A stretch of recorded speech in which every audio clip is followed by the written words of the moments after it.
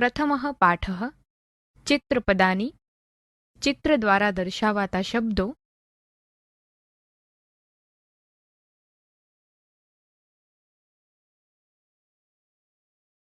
પુલ્લિંગ શબ્દો.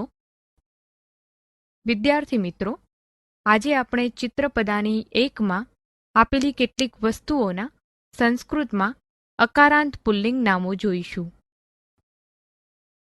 આસંદઃ એટલે ખુરશી. સ્યુતઃ એટલે થેલો કે બેગ. પત્રભારઃ એટલે પેપરવેઇટ.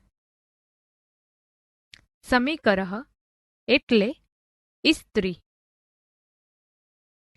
ભ્રમણભાષઃ એટલે મોબાઈલ ફોન.